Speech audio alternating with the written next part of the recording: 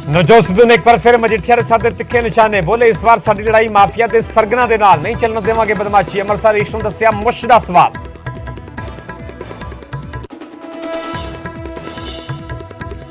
केजरीवाल ਦਾ ਸਿੱਧੂ ਅਤੇ ਮਜੀਠੀਆ ਤੇ ਵੱਡਾ ਹਮਲਾ ਕਿਹਾ ਦੋਵੇਂ ਸਿਆਸੀ ਹਾਥੀ ਦਿਗਜਾਂ ਦੀ ਲੜਾਈ ਪਿਛੜੇ ਚ ਪਛੜੇ ਲੋਕਾਂ ਦੇ ਮੁੱਦੇ ਦੋਵੇਂ ਇੱਕ ਦੂਜੇ ਨੂੰ ਕੱਢ ਰਹੇ ਨੇ ਗਾਲਾਂ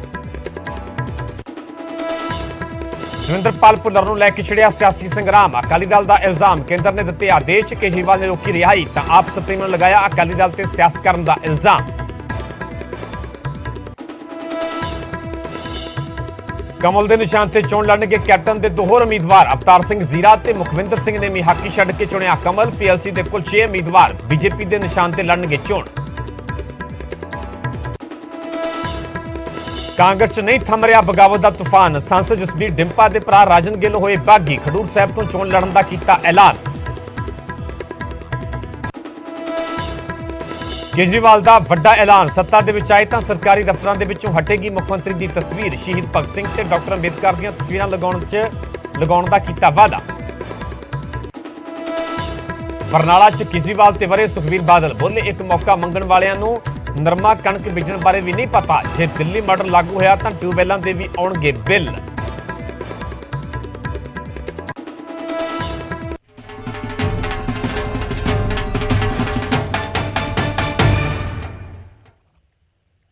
ਸਤਿ ਸ਼੍ਰੀ ਅਕਾਲ ਤੁਸੀਂ ਵੇਖ ਰਹੇ ਹੋ ਨਿਊਜ਼ 18 ਪੰਜਾਬ ਹਰਿਆਣਾ ਹਿਮਾਚਲ ਮੈਂ ਪਰਮਿੰਦਰ ਸਿੰਘ ਤੇਜਾ ਸਾਰੇ ਦਰਸ਼ਕਾਂ ਦਾ ਬੁਲੇਟਿਨ ਸਵਾਗਤ ਹੈ ਸ਼ੁਰੂਆਤ ਕਰਾਂਗੇ ਵੱਡੀ ਖਬਰ ਤੋਂ ਖਬਰ ਕਿਸਾਨਾਂ ਦੇ ਨਾਲ ਜੁੜੀ ਹੋਈ ਹੈ ਇੱਕ ਵਾਰ ਫਿਰ ਐਮਐਸਪੀ ਦੀ ਮੰਗ ਉੱਠੀ ਹੈ ਸਿੰਘੂ ਬਾਰਡਰ ਤੋਂ ਕਿਸਾਨਾਂ ਨੇ ਪੈਦਲ ਮਾਰਚ ਸ਼ੁਰੂ ਕੀਤਾ ਹੈ ਜੰਤਰ ਮੰਤਰ ਦੇ ਵੱਲ ਪ੍ਰਦਰਸ਼ਨਕਾਰੀ ਕਿਸਾਨ ਵਧੇ ਨੇ ਲੋਹੇ ਦੀਆਂ ਜੰਜ਼ੀਰਾਂ ਦੇ ਵਿੱਚ ਬੰਨ ਕੇ ਪ੍ਰਦਰਸ਼ਨ ਕੀਤਾ ਗਿਆ ਹੈ ਹਰਿਆਣਾ ਤੇ ਦਿੱਲੀ ਪੁਲਿਸ ਨੇ ਕਿਸਾਨਾਂ ਨੂੰ ਰਸਤੇ ਦੇ ਵਿੱਚ ਰੋਕਿਆ ਸਿੰਘੂ ਬਾਰਡਰ ਤੇ ਲੰਬਾ ਜਾਮ ਵੀ ਲੱਗ ਗਿਆ ਕਿਸਾਨਾਂ ਦੇ ਪ੍ਰਦਰਸ਼ਨ ਦੇ ਕਾਰਨ ਕਿਉਂਕਿ ਕਿਸਾਨਾਂ ਵੱਲੋਂ ਲਗਾਤਾਰ ਐਮਐਸਪੀ ਦੀ ਮੰਗ ਕੀਤੀ ਜਾ ਰਹੀ ਹੈ ਤੇ ਇਸੇ ਮੰਗ ਨੂੰ ਲੈ ਕੇ ਸਿੰਘੂ ਬਾਰਡਰ ਤੋਂ ਕਿਸਾਨਾਂ ਨੇ ਪੈਦਲ ਮਾਰਚ ਸ਼ੁਰੂ ਕੀਤਾ ਹੈ ਸਿੰਘੂ ਬਾਰਡਰ ਆਪਣੇ ਆਪ ਦੇ ਵਿੱਚ ਬਹੁਤ ਖਾਸ ਹੈ ਕਿਉਂਕਿ ਇਸੇ ਹੀ ਸਿੰਘੂ ਬਾਰਡਰ ਤੇ 1 ਸਾਲ ਤੋਂ ਵੀ ਵੱਧ ਕਿਸਾਨਾਂ ਦਾ ਅੰਦੋਲਨ ਚੱਲਿਆ ਖੇਤੀ ਕਾਨੂੰਨਾਂ ਦੇ ਖਿਲਾਫ ਹਾਲਾਂਕਿ ਉਸ ਤੋਂ ਬਾਅਦ ਖੇਤੀ ਕਾਨੂੰਨ ਰੱਦ ਵੀ ਕਰ ਦਿੱਤੇ ਗਏ ਤੇ ਇੱਕ ਵਾਰ ਫਿਰ ਹੁਣ ਕਿਸਾਨਾਂ ਦੇ ਵੱਲੋਂ ਐਮਐਸਪੀ ਦੀ ਮੰਗ ਕੇਂਦਰ ਸਰਕਾਰ ਦੇ ਅੱਗੇ ਰੱਖੀ ਜਾ ਰਹੀ ਹੈ ਤੇ ਇਸੇ ਮੰਗ ਨੂੰ ਲੈ ਕੇ ਸਿੰਘੂ ਬਾਰਡਰ ਤੋਂ ਕਿਸਾਨਾਂ ਨੇ ਪੈਦਲ ਮਾਰਚ ਸ਼ੁਰੂ ਕੀਤਾ ਹੈ ਪ੍ਰਦਰਸ਼ਨਕਾਰੀ ਕਿਸਾਨ ਜਦੋਂ ਜੰਤਰ ਮੰਤਰ ਦੇ ਵੱਲ ਵਧੇ ਲੋਹੇ ਦੀਆਂ ਜੰਜ਼ੀਰਾਂ ਦੇ ਵਿੱਚ ਬੰਨ੍ਹ ਕੇ ਪ੍ਰਦਰਸ਼ਨ ਕੀਤਾ ਤੇ ਪੁਲਿਸ ਹਰਕਤ ਦੇ ਵਿੱਚ ਆਈ ਹਰਿਆਣਾ ਤੇ ਦਿੱਲੀ ਪੁਲਿਸ ਨੇ ਕਿਸਾਨਾਂ ਨੂੰ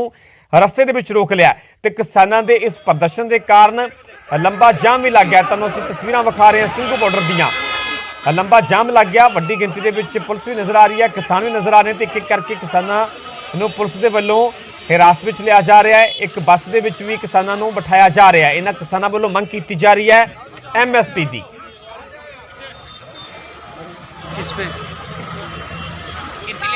गिनती करके बताना फोन करके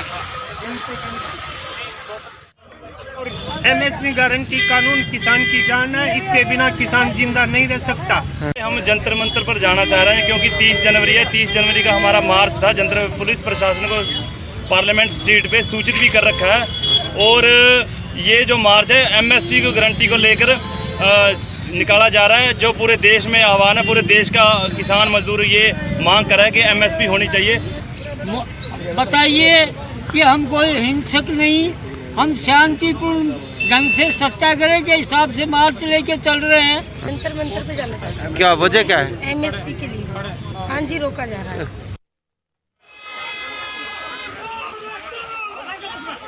ਤੁਹਾਨੂੰ ਅਸੀਂ ਤਸਵੀਰਾਂ ਵਿਖਾ ਰਹੇ ਹਾਂ ਸਿੰਘੂ ਬਾਰਡਰ ਦੀਆਂ ਜਿੱਥੇ ਕਿ ਵੱਡੀ ਗਿਣਤੀ ਵਿੱਚ ਕਿਸਾਨ ਇਕੱਠੇ ਹੋਏ ਤੇ ਸਿੰਘੂ ਬਾਰਡਰ ਤੋਂ ਕਿਸਾਨਾਂ ਨੇ ਪੈਦਲ ਮਾਰਚ ਕਰਨਾ ਸ਼ੁਰੂ ਕੀਤਾ ਜਿਵੇਂ ਹੀ ਕਿਸਾਨ ਜੰਤਰ ਮੰਤਰ ਵੱਲ ਵਧੇ ਪੁਲਿਸ ਹਰਕਤ ਦੇ ਵਿੱਚ ਆਉਂਦੀ ਹੈ ਹਰਿਆਣਾ ਤੇ ਦਿੱਲੀ ਪੁਲਿਸ ਵੱਲੋਂ ਕਿਸਾਨਾਂ ਨੂੰ ਰੋਕਿਆ ਜਾਂਦਾ ਹੈ ਤੇ ਕਈ ਕਿਸਾਨਾਂ ਨੂੰ ਹਿਰਾਸਤ ਵਿੱਚ ਵੀ ਲਿਆ ਜਾਂਦਾ ਹੈ ਜਿਸ ਤੋਂ ਬਾਅਦ ਸਿੰਘੂ ਬਾਰਡਰ ਤੇ ਇਸ ਦੌਰਾਨ ਵੱਡਾ ਜਾਮ ਵੀ ਲੱਗ ਗਿਆ ਦਰਅਸਲ ਕਿਸਾਨਾਂ ਦੇ ਵੱਲੋਂ ਐਮਐਸਪੀ ਦੀ ਮੰਗ ਕੀਤੀ ਜਾ ਰਹੀ ਹੈ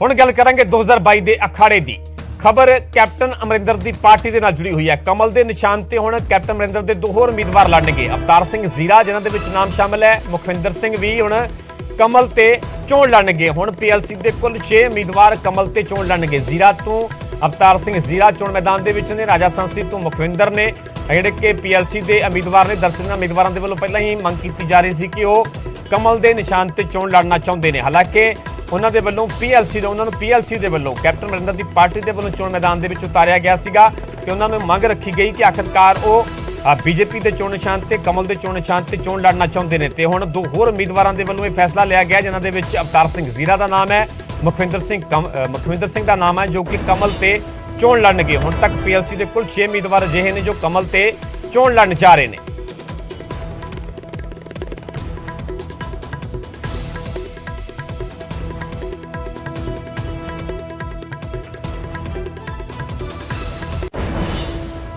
ਅੱਗੇ ਵਧਾਂਗੇ ਤੇ ਗੱਲ ਕਰਾਂਗੇ ਕਾਂਗਰਸ ਦੀ। ਕਾਂਗਰਸ ਦੇ ਵਿੱਚ ਬਗਾਵਤ ਦਾ ਤੂਫਾਨ ਲਗਾਤਾਰ ਜਾਰੀ ਹੈ। ਸੰਸਦ ਜਸਬੀਰ ਡਿੰਪਾ ਦੇ ਭਰਾ ਦੇ ਬਾਗੀ ਸੁਰ ਵੇਖਣ ਨੂੰ ਮਿਲ ਰਹੇ ਨੇ। ਖਡੂਰ ਸਾਹਿਬ ਤੋਂ ਰਾਜਨ ਗਿੱਲ ਨੇ ਚੋਣ ਲੜਨ ਦਾ ਐਲਾਨ ਕਰ ਦਿੱਤਾ ਹੈ। ਕਾਂਗਰਸ ਨੇ ਰਮਨਜੀਤ ਸਿੱਕੀ ਨੂੰ ਦਰਅਸਲ ਇੱਥੋਂ ਟਿਕਟ ਦਿੱਤੀ ਹੈ। ਆਮ ਆਦਮੀ ਪਾਰਟੀ ਦੇ ਸੰਪਰਕ ਦੇ ਵਿੱਚ ਵੀ ਰਾਜਨ ਗਿੱਲ ਦੱਸੇ ਜਾ ਰਹੇ। ਦੱਸ ਦਈਏ ਕਿ ਖਡੂਰ ਸਾਹਿਬ ਤੋਂ ਬੇਟੇ ਨੂੰ ਟਿਕਟ ਦਿਵਾਉਣਾ ਚਾਹੁੰਦੇ ਸੀ ਜਸਬੀਰ ਡਿੰਪਾ ਤੇ ਟਿਕਟ ਨਹੀਂ ਮਿਲ ਸਕੀ ਤੇ ਹੁਣ ਕਿਤੇ ਨਾ ਕਿਤੇ ਬਾਗੀ ਸੁਰ ਵੀ ਵੇਖਣ ਨੂੰ ਮਿਲ ਰਹੇ ਨੇ। ਸੰਸਦ ਜਸਬੀਰ ਡਿੰਪਾ ਦੇ ਭਰਾ ਦੇ ਖਡੂਰ ਸਾਹਿਬ ਤੋਂ ਦਰਅਸਲ ਰਾਜਨ ਗਿੱਲ ਦੇ ਵੱਲੋਂ ਦਾਅਵੇਦਾਰੀ ਜਤਾਈ ਜਾ ਰਹੀ ਸੀ ਤੇ ਹੁਣ ਆਜ਼ਾਦ ਦੀ ਚੋਣ ਲੜਨ ਦਾ ਉਹਨਾਂ ਦੇ ਵੱਲੋਂ ਐਲਾਨ ਕਰ ਦਿੱਤਾ ਗਿਆ ਹੈ। ਕਾਂਗਰਸ ਨੇ ਰਮਨਜੀਤ ਸਿੱਕੀ ਨੂੰ ਦਰਅਸਲ ਟਿਕਟ ਦਿੱਤੀ ਹੈ ਕਿਉਂਕਿ ਰਮਨਜੀਤ ਸਿੱਕੀ ਖਡੂਰ ਸਾਹਿਬ ਤੋਂ ਕਾਂਗਰਸ ਦੇ ਮੌਜੂਦਾ ਵਿਧਾਇਕ ਵੀ ਨੇ। ਇੱਕ ਵਾਰ ਫਿਰ ਰਮਨਜੀਤ ਸਿੱਕੀ ਤੇ ਭਰੋਸਾ ਜਤਾਇਆ ਗਿਆ ਪਰ ਇਸ ਤੋਂ ਬਾਅਦ ਸੰਸਦ ਜਸਬੀਰ ਡਿੰਪਾ ਦੇ ਭਰਾ ਦੇ ਵੱਲੋਂ ਜਿਹੜੇ ਬਾਗੀ ਸੁਰ ਜਿਹੜੇ ਅਪਣਾਏ ਜਾ ਰਹੇ ਨੇ।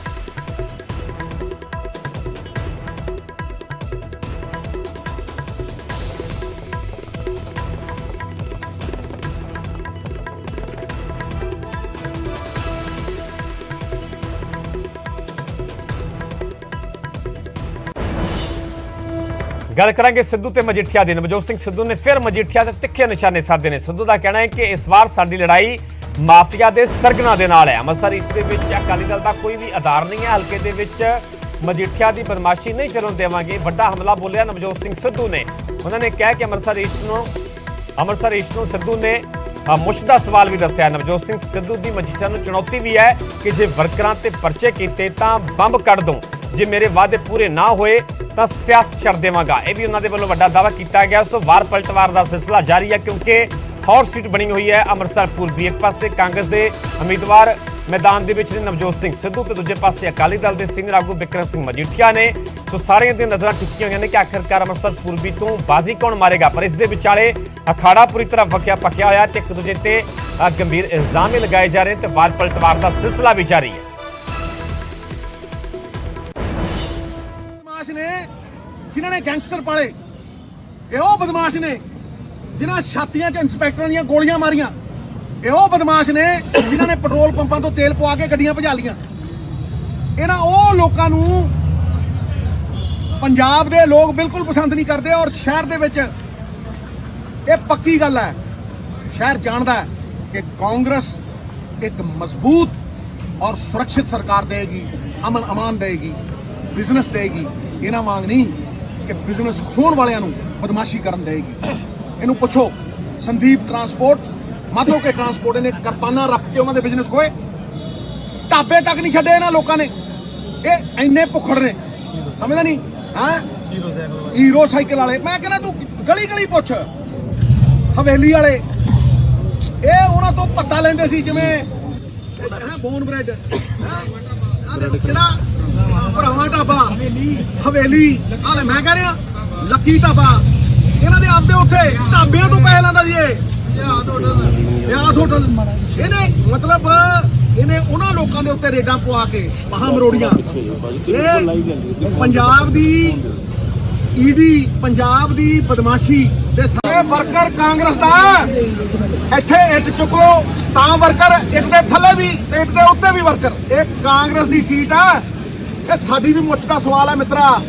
ਯਾਦ ਰੱਖੀ, ਤੂੰ ਲਲਕਰਾ ਮਾਰਿਆ ਨਾ ਤੇ ਇੱਕ ਦਾ ਜਵਾਬ ਪੱਥਰ ਨਾਲ ਦੇਾਂਗੇ, ਠੋਕ ਕੇ ਦੇਾਂਗੇ।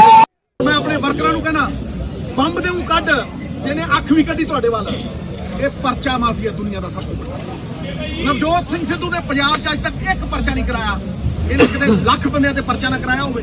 ਔਰ ਪਰਚਾ ਵੀ ਜਦੋਂ ਇਹ ਤਾਕਤ 'ਚ ਸੀ ਆਪਦੇ ਹਲਕੇ ਦੇ ਬੰਦੇ ਦੇ ਪਰਚਾ ਪਾਉਣਾ ਹੀ ਬਠਿੰਡੇ। ਇਹਨੇ ਸੱਤਿਆਨਾਸ਼ ਕਰਤਾ ਲੋਕਾਂ ਦਾ। ਇੰਨਾ ਥੱਲੇ ਗਿਰ ਜੂਗਾ ਕਿ ਚਿੱਟਾ ਵੇਚਣ ਲੱਗ ਜੂਗਾ, ਇੱਕ ਪੀੜ੍ਹੀ ਤਬਾਹ ਕਰ ਦੂ ਹੈ। ਸੱਤਾ ਪਿੰਦੀ ਅਮਰਿੰਦਰ ਜਾਓ, ਇਹਦਾ ਲੱਖ ਲੱਖ ਫੋਟੋ ਜਾਓ ਦੇਖੋ ਕਿ ਕੀ ਕਹਿੰਦੇ ਆ। ਅੱਜ ਵੀ ਇਹ ਖਲੀਫਾ ਬੇਲ ਅਪਲਾਈ ਕੀਤੀ ਹੈ। ਭਾਈ ਹੱਥ ਨਾ ਕਰੋ ਵਿੱਚ ਯਾਰ। ਉਹਦੇ ਮੈਂ ਇਹਦੇ ਜਿਹੜੇ ਐਪਲੀਕੇਸ਼ਨ ਫਾਰਮ ਹੈ ਉਹ ਤੇ ਪੜ੍ਹ ਲਓ, ਉਹ ਤੇ ਲਿਖਿਆ NDPS ਐਕਟ। ਮੈਂ ਬੇਲ ਮੰਗੀ ਹੈ ਜੀ, ਯਾਰ ਮੈਂ ਬੇਲ ਮੰਗੀ ਹੈ ਜੀ। ਨਵਾਂ ਪੰਜਾਬ ਸਿਰਜਾਂਗੇ, ਨਵੀਂ ਸੋਚ ਲਿਆਵਾਂਗੇ। ਔਰ ਮੈਂ ਤੁਹਾਨੂੰ ਅੱਜ ਫੇਰ ਪੰਜਾਬ ਮਾਡਲ ਦੀ ਗੱਲ ਕਰ ਰਿਹਾ। ਮੈਂ ਪਹਿਲਾਂ ਕਿਹਾ ਸੀ, ਰਾਹੁਲ ਜੀ ਨੇ ਉਹਨੂੰ ਦੁਹਰਾਇਆ ਕਿ ਨਹੀਂ ਦੁਹਰਾਇਆ ਦੱਸੋ। ਮੇਰਾ ਲੀਡਰ, ਮੇਰੇ ਲਈ ਇਸ ਤੋਂ ਵੱਡੀ ਕੋਈ ਫਖਰ ਦੀ ਗੱਲ ਨਹੀਂ ਕਿ ਮੇਰਾ ਲੀਡਰ ਨਵਜੋਤ ਸਿੰਘ ਸਿੱਧੂ ਦੀ ਗੱਲ ਨੂੰ ਆਪ ਕਹਿ ਕੇ ਗਿਆ। ਇਹ ਮੇਰੇ ਲਈ ਸਭ ਤੋਂ ਵੱਡੀ ਫਖਰ ਦੀ ਗੱਲ ਸੀ। ਔਰ ਮੈਂ ਤੁਹਾਨੂੰ ਅੱਜ ਫੇਰ ਕਹਿ ਰਿਹਾ, ਸਰਕਾਰ ਲੋਕਾਂ ਦੇ ਦੁਆਰ, ਜੋ ਰਾਹੁਲ ਜੀ ਨੇ ਕਿਹਾ, ਸਰਕਾਰ ਲੋਕਾਂ ਦੇ ਦੁਆਰ 160 ਥੋੜਾ ਜਿਹਾ ਪਿੱਛੇ। ਔਰ ਮੈਂ ਧਿਆਨ ਨਾਲ ਕਹਿ ਰਿਹਾ ਕਿਉਂਕਿ ਮੇਰਾ ਪੋਜ਼ਿਟਿਵ ਏਜੰਡਾ, ਮੈਂ ਇਹਨਾਂ ਲੋਕਾਂ ਨੂੰ ਭਟਕਾਉਣ ਨਹੀਂ ਦਊਂਗਾ, ਮੈਂ ਇਹਨਾਂ ਲੋਕਾਂ ਨੂੰ ਦੁਨੀਆ ਨੂੰ ਭਰਮਾਉਣ ਨਹੀਂ ਦਊਂਗਾ। ਉਧਰ ਅਰਵਿੰਦ ਕੇਜਰੀਵਾਲ ਨੇ ਸਿੱਧੂ ਅਤੇ ਮਜੀਠੀਆ ਨੂੰ ਸਿਆਸਤ ਦੇ ਵੱਡੇ ਹਾਥੀ ਦੱਸਦਿਆਂ ਤੰਜ ਕੱਸੇ ਤੇ ਨਾਲ ਹੀ ਇਮਾਨਦਾਰ ਆਗੂਆਂ ਨੂੰ ਆਮ ਆਦਮੀ ਪਾਰਟੀ ਦੇ ਨਾਲ ਆਉਣ ਦਾ ਸੱਦਾ ਦਿੱਤਾ ਹੈ। सर, ईस्ट से नवजोत सिंह सिद्धू और मजीठिया दोनों लड़ रहे हैं और दोनों एक दूसरे पे गालियां दे रहे हैं, एक दूसरे को गाली गलौज कर रहे हैं, गंदी गंदी गालियां दे रहे हैं, जिसमें जनता के जो मुद्दे हैं वो दबते जा रहे हैं। जनता के मुद्दों की कोई बात नहीं कर रहा। हमारा भी यही कहना है कि ये दोनों एक तरह से बहुत बड़े पॉलिटिकल हाथी हैं जिनके पैरों के नीचे जनता कुचल जाती है। मैं तो हमेशा ही कहता हूं कि किसी भी पार्टी की विचारधारा और उस पार्टी का मैनेजमेंट उसकी टॉप लीडरशिप से डिसाइड होता है। दूसरी पार्टियां खराब है क्योंकि उनके टॉप के लीडर खराब है, तो वो नीचे वैसे ही लोगों को लेके आते हैं, वैसा ही उनकी सरकारें चलती हैं। दूसरी पार्टियों में भी लेकिन अच्छे लोग हैं जो वहां पे बड़े घुटन महसूस कर रहे हैं। मैं तो अपनी हर प्रेस कॉन्फ्रेंस में कहता हूं कि पहले उनके पास कोई विकल्प नहीं था, अब आम आदमी पार्टी आ गई, अच्छी पार्टी है, ईमानदार पार्टी है। मैं तो सारी पार्टी के लोगों को बोलता हूं कि जो अच्छे लोग हैं, जो देश के लिए काम करना चाहते हैं, अपने लिए नहीं काम करना चाहते, ऐसे लोग अपनी अपनी पार्टी छोड़ के आ जाओ। जब मैं इनको कहता हूं कि वो कट्टर ईमानदार हैं तो उनको लगता है कि वो कट्टर भ्रष्टाचारी हैं, तो वो डिफरेंस बड़ा साफ हो जाता है। वो लोग कट्टर भ्रष्टाचारी हैं, हर फाइल साइन करने के पहले देखते हैं इसमें कितने पैसे कमा लूं, कोई उनसे मिलने आता है इससे कितने पैसे नोच लूं। वो केवल और केवल पैसा लूटने के बारे में सोचते हैं। और ये आदमी केवल और केवल पंजाब के बारे में सोचता है। ਉੱਥੇ ਦਵਿੰਦਰਪਾਲ ਭੁੱਲਰ ਤੇ ਸਿਆਸੀ ਸੰਗਰਾਮ ਲਗਾਤਾਰ ਭਖਦਾ ਹੋਇਆ ਨਜ਼ਰ ਆ ਰਿਹਾ। ਅਕਾਲੀ ਦਲ ਨੇ ਇਲਜ਼ਾਮ ਲਗਾਇਆ ਕਿ ਕੇਂਦਰ ਨੇ ਰਿਹਾਈ ਦੇ ਆਦੇਸ਼ ਦਿੱਤੇ ਹੋਏ ਨੇ, ਪਰ ਕੇਜਰੀਵਾਲ ਅੜਿੱਕਾ ਬਣ ਰਹੇ ਨੇ, ਜਦਕਿ ਕੇਜਰੀਵਾਲ ਨੇ ਅਕਾਲੀ ਦਲ ਤੇ ਸਿਆਸਤ ਕਰਨ ਦੇ ਇਲਜ਼ਾਮ ਲਗਾਏ ਨੇ ਤੇ ਕਿਹਾ ਕਿ ਲਾਅ ਐਂਡ ਆਰਡਰ ਕੇਂਦਰ ਦੇ ਕੋਲ ਹੈ। 6 ਬੰਦੇ ਜਿਹੜੇ ਹੋਰ ਸਨ ਸਰਦਾਰ ਦਵਿੰਦਰਪਾਲ ਸਿੰਘ ਭੁੱਲਰ ਜੀ ਤੋਂ ਇਲਾਵਾ, ਉਹ ਹੋਰ ਸਟੇਟਾਂ ਨੂੰ ਰੈਫਰ ਕਰਤੇ ਗਏ ਕਿ ਤੁਸੀਂ ਇਹਨਾਂ ਦੇ ਉੱਤੇ ਫੈਸਲਾ ਲੈ ਸਕਦੇ ਹੋ, ਛੱਡ ਸਕਦੇ ਹੋ। ਸਾਰੀਆਂ ਹੀ ਸਟੇਟਾਂ ਨੇ 6 ਦੇ 6 ਹੀ ਬੰਦੇ ਰਿਹਾ ਕਰਤੇ ਕਿਉਂਕਿ ਉਹ ਦਿੱਲੀ ਤੋਂ ਬਾਹਰ ਸੀ। ਮੈਂ ਪਹਿਲਾਂ ਵੀ ਕਹਿ ਚੁੱਕਾ ਕਿ ਸਰਦਾਰ ਦਵਿੰਦਰਪਾਲ ਸਿੰਘ ਹੋਣਾ ਦੀ, ਸਰਦਾਰ ਦਵਿੰਦਰਪਾਲ ਸਿੰਘ ਭੁੱਲਰ ਸਾਹਿਬ ਦੀ ਸਭ ਤੋਂ ਵੱਡੀ ਬਦਕਿਸਮਤੀ ਇਹ ਹੈ ਕਿ ਉਹਨਾਂ ਦੀ ਰਿਹਾਈ ਵਾਸਤੇ ਕੇਜਰੀਵਾਲ ਸਰਕਾਰ ਦੀ ਸਿਫਾਰਿਸ਼ ਚਾਹੀਦੀ ਹੈ ਔਰ ਉਹਦੇ ਵਾਸਤੇ ਸਿਫਾਰਿਸ਼ ਕਰਨ ਵਾਸਤੇ ਇੱਕ ਕਮੇਟੀ ਬਣੀ, ਜਿਹਦਾ ਕਿ ਮੈਂ ਤੁਹਾਨੂੰ ਰਿਪੀਟ ਕਰਾਂਗੇ। ਉਹਨਾਂ ਦੇ ਜਿਹੜਾ ਚੇਅਰਮੈਨ ਸੀ ਉਹ ਇਹਨਾਂ ਦਾ ਗ੍ਰਹਿ ਮੰਤਰੀ ਸੀ ਔਰ ਉਸ ਗ੍ਰਹਿ ਮੰਤਰੀ ਨੇ ਫੈਸਲਾ ਕੀ ਲਿਆ, ਉਸ ਕਮੇਟੀ ਦੇ ਚੇਅਰਮੈਨ ਔਰ ਕਮੇਟੀ ਨੇ ਫੈਸਲਾ ਕੀ ਲਿਆ। ਫੈਸਲਾ ਉਹਨਾਂ ਨੇ ਇਹ ਲਿਆ ਕਿ ਸਰਦਾਰ ਦਵਿੰਦਰਪਾਲ ਸਿੰਘ ਭੁੱਲਰ ਦੇਸ਼ ਦੇ ਅਮਨ ਦੇ ਲਈ ਔਰ ਪੰਜਾਬ ਦੀ ਅਮਨ ਏਕਤਾ ਭਾਈਚਾਰਕ ਸਾਂਝ ਦੇ ਲਈ ਅੱਗ ਲਾਉਣ ਵਾਲਾ ਕੰਮ ਕਰਨਗੇ। दिल्ली के अंदर लॉ एंड ऑर्डर और पुलिस दिल्ली सरकार के पास नहीं है, वो एलजी साहब के पास है, केंद्र सरकार के पास है। लेकिन इसका मैं प्रोसेस समझा देता हूं। ये कैसे, एक सेंटेंस रिव्यू बोर्ड है, वो सेंटेंस रिव्यू बोर्ड ये डिसाइड करता है, जितने भी मामले आते हैं, केवल ये नहीं, किसी का मामला आया रिहाई का, वो डिसाइड करता है करना है कि नहीं करना। किसी का मामला आया सजा कम करने का, वो डिसाइड करता है। उसमें मुख्यमंत्री की कोई दखलंदाजी नहीं है। जब मेरे नजर में ये बात आई, मैंने तुरंत, मुख्यमंत्री तक सारी बातें पहुंचती नहीं है, लेकिन मैं पिछले 2-3 जब यहाँ पे आया पंजाब के दौरे पे, तो कुछ लोगों ने मेरे से ये जिक्र किया, तो मैंने होम सेक्रेटरी को, दिल्ली के होम सेक्रेटरी को तुरंत फोन करके बोला भाई सेंटेंस रिव्यू बोर्ड की मीटिंग जल्द से जल्द बुलाओ।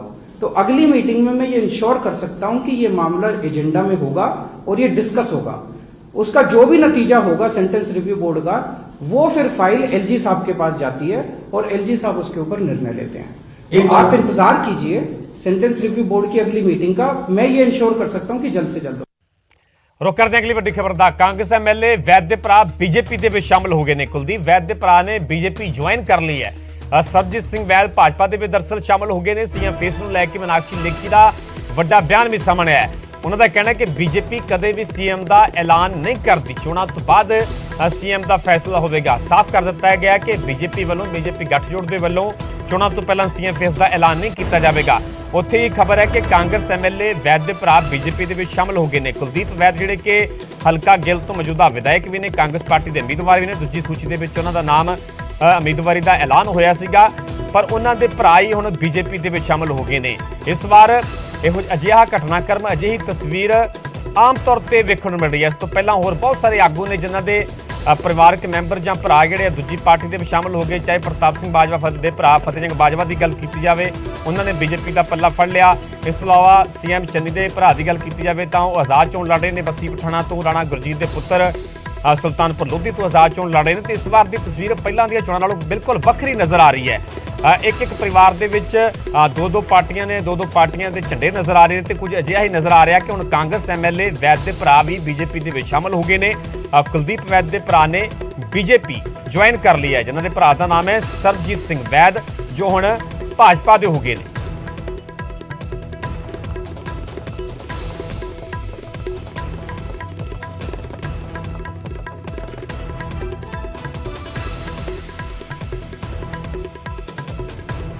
तो ਤੁਹਾਨੂੰ ਤਸਵੀਰਾਂ ਵੀ ਅਸੀਂ ਵਿਖਾ ਰਹੇ ਹਾਂ। ਦਰਅਸਲ ਕਾਂਗਰਸ ਦੇ ਜਿਹੜੇ ਵਿਧਾਇਕ ਨੇ ਕੁਲਦੀਪ ਵੈਦ, ਉਹਨਾਂ ਦੇ ਭਰਾ ਸਰਬਜੀਤ ਸਿੰਘ ਵੈਦ ਭਾਜਪਾ ਦੇ ਵਿੱਚ ਸ਼ਾਮਲ ਹੋ ਗਏ ਨੇ। ਉਹਨਾਂ ਭਾਜਪਾ ਦਾ ਪੱਲਾ ਫੜ ਲਿਆ।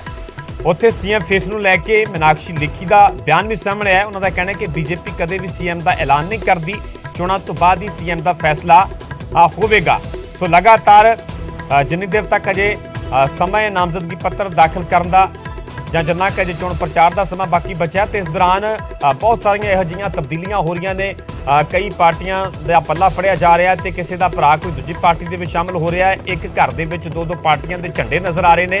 ਬਹੁਤ ਆਮ ਤੌਰ ਤੇ ਇਹ ਵੇਖਣ ਨੂੰ ਮਿਲ ਰਿਹਾ ਸਿਆਸੀ ਅਖਾੜੇ ਦੇ ਵਿੱਚ। ਹੁਣ ਕਾਂਗਰਸ ਦੇ ਐਮਐਲਏ ਕੁਲਦੀਪ ਵੈਦ ਦੇ ਭਰਾ ਸਰਬਜੀਤ ਸਿੰਘ ਵੈਦ ਨੇ ਬੀਜੇਪੀ ਜੁਆਇਨ ਕਰ ਲਈ ਹੈ, ਭਾਜਪਾ ਦੇ ਵਿੱਚ ਸ਼ਾਮਲ ਹੋ ਗਏ ਨੇ। ਉੱਥੇ ਹੀ ਮੀਨਾਕਸ਼ੀ ਲੇਖੀ ਜੋ ਕੇਂਦਰੀ ਮੰਤਰੀ ਨੇ, ਉਹਨਾਂ ਦਾ ਸੀਐਮ ਫੇਸ ਨੂੰ ਲੈ ਕੇ ਵੀ ਬਿਆਨ ਸਾਹਮਣੇ ਆਇਆ। ਇਸੇ ਖਬਰ ਤੇ ਜ਼ਿਆਦਾ ਜਾਣਕਾਰੀ ਲਈ ਮੇਰੇ ਸਹਿਯੋਗੀ ਅਮਨ ਭਾਰਦਵਾਜ ਜੁੜ ਚੁੱਕੇ ਨੇ। ਅਮਨ, ਜਿਵੇਂ ਕਿ ਮੈਂ ਜ਼ਿਕਰ ਕਰ ਰਿਹਾ ਹਾਂ ਕਿ ਅਕਸਰ ਹੁਣ ਬਹੁਤ ਕੁਝ ਅਜਿਹਾ ਵੇਖਣ ਨੂੰ ਮਿਲ ਰਿਹਾ। ਇਸ ਤੋਂ ਪਹਿਲਾਂ ਦੀ ਜੇਕਰ ਗੱਲ ਕੀਤੀ ਜਾਵੇ ਤਾਂ ਬਹੁਤ ਅਜਿਹੇ ਆਗੂ ਨੇ ਕਿ ਇੱਕ ਘਰ ਦੇ ਵਿੱਚ ਦੋ ਪਾਰਟੀਆਂ ਦੇ ਝੰਡੇ ਨਜ਼ਰ ਆ ਰਹੇ। ਚਾਹੇ ਪ੍ਰਤਾਪ ਸਿੰਘ ਬਾਜਵਾ, ਫਤਿਹ ਸਿੰਘ ਬਾਜਵਾ ਦੀ ਗੱਲ ਕੀਤੀ ਜਾਵੇ, ਚਾਹੇ ਰਾਣਾ ਗੁਰਜੀਤ ਉਹਨਾਂ ਦੇ ਪੁੱਤਰ ਦੀ ਗੱਲ ਕੀਤੀ ਜਾਵੇ, ਚਾਹੇ ਸੀਐਮ ਚੰਨੀ ਤੇ ਉਹਨਾਂ ਦੇ ਭਰਾ ਦੀ ਗੱਲ ਕੀਤੀ ਜਾਵੇ, ਤਾਂ ਹੁਣ ਕਾਂਗਰਸ ਦੇ ਮੌਜੂਦਾ ਵਿਧਾਇਕ ਕੁਲਦੀਪ ਵੈਦ ਦੇ ਭਰਾ ਨੇ ਹੀ ਬੀਜੇਪੀ ਜੁਆਇਨ ਕਰ ਲਈ ਹੈ। ਬਿਲਕੁਲ ਪਰਮਿੰਦਰ, ਹੋਰ ਕਿਤੇ ਨਾ ਕਿਤੇ ਪੋਲੀਟੀਕਲ ਫਰਸਟ੍ਰੇਸ਼ਨ ਜ਼ਰੂਰ ਹੈਗੀ ਹੈ। ਜੇਕਰ ਪਹਿਲਾਂ ਦੀ ਪਿਛਲੇ 2017 ਦੀ 2012 ਦੀ ਗੱਲ ਕੀਤੀ ਜਾਵੇ ਤਾਂ ਲੋਕਾਂ ਕੋਲ ਕਾਰਨ ਹੈ ਕਿ ਪਹਿਲਾਂ ਆਪਸ਼ਨ ਨਹੀਂ ਹੁੰਦੀ ਸੀਗੀਆਂ, ਲੇਕਿਨ ਹੁਣ ਜਿਵੇਂ ਤੁਸੀਂ ਕਹਿ ਰਹੇ ਹੋ ਕਿ ਇੱਕ ਘਰ ਦੇ ਅੰਦਰ ਵੀ ਵੱਖ-ਵੱਖ ਝੰਡੇ ਜਿਹੜੇ ਨੇ ਉਹ ਚੁੱਕਦੇ ਨਜ਼ਰ ਆਉਂਦੇ ਨੇ ਲੋਕ, ਚਾਹੇ ਉਹ ਫਤਿਹ ਸਿੰਘ ਬਾਜਵਾ ਉਹਨਾਂ ਦੀ ਗੱਲ ਹੋਵੇ, ਬਾਜਵਾ ਭਰਾ ਹੋਏ। ਹੁਣ ਐਮਐਲਏ ਕੁਲਦੀਪ ਵੈਦ ਦੇ ਆਪਣੇ ਆਪ ਨੂੰ ਸਗੇ ਭਰਾ ਦੱਸ ਰਹੇ ਸੀਗੇ, ਸਰਬਜੀਤ ਵੈਦ ਨਾਮ ਸੀਗਾ। ਔਰ ਬੀਜੇਪੀ ਦੇ ਅੰਦਰ ਅੱਜ ਮੀਨਾਕਸ਼ੀ ਲੇਖੀ ਨੇ ਗੱਲ 'ਚ ਬੀਜੇਪੀ ਦਾ ਪਰਨਾ ਪਾ ਕੇ ਸ਼ਾਮਿਲ ਕਰਾਇਆ ਬੀਜੇਪੀ 'ਚ, ਔਰ ਕਿਹਾ ਕਿ ਕੁਲਦੀਪ ਵੈਦ ਦੇ ਭਰਾ ਨੇ ਔਰ ਕੈਡਰ ਨੂੰ ਮਜ਼ਬੂਤੀ ਜ਼ਰੂਰ ਮਿਲੇਗੀ ਬੀਜੇਪੀ ਕੈਡਰ ਨੂੰ। ਔਰ ਜੋ ਦੋਸ਼ ਲਗਾਏ ਨੇ ਪਰਮਿੰਦਰ, ਉਹ ਸਾਫ਼ ਤੌਰ ਤੇ ਵੱਡੇ ਇਲਜ਼ਾਮ ਨੇ ਕਿ ਕੁਲਦੀਪ ਵੈਦ ਛੋਟੇ ਜਿਹੜੇ ਲੋਕ ਨੇ, ਜੋ ਗਰੀਬ ਲੋਕ ਨੇ, ਉਹਨਾਂ ਦੀ ਸਾਰ ਜਿਹੜੀ ਹੈ ਉਹ ਨਹੀਂ ਲੈਂਦੇ ਹਲਕੇ 'ਚ। ਅਸੀਂ ਉਹ ਕਹਿੰਦੇ ਕਿ ਅਸੀਂ ਬਹੁਤ ਸਪੋਰਟ ਕੀਤੀ ਲੇਕਿਨ ਸਾਨੂੰ ਵੀ ਪੁੱਛਿਆ ਨਹੀਂ। ਹੁਣ ਜਿਹੜਾ ਹੈ ਉਹ ਵੱਡੇ ਲੋਕਾਂ ਨਾਲ, ਵੱਡੀ ਗੱਡੀਆਂ ਆਣੇ ਨਾਲ ਕੁਲਦੀਪ ਵੈਦ ਘੁੰਮਦੇ ਨੇ, ਉਹਨਾਂ ਦੇ ਨਾਲ ਉਹਨਾਂ ਦੇ ਕੰਮ ਤੇ ਧਿਆਨ ਦਿੰਦੇ ਨੇ। ਔਰ ਹੁਣ ਹਰਾਣ ਤੇ ਉਹਨਾਂ ਨੂੰ ਜ਼ੋਰ ਜ਼ਰੂਰ ਦਿੱਤਾ ਜਾਏਗਾ।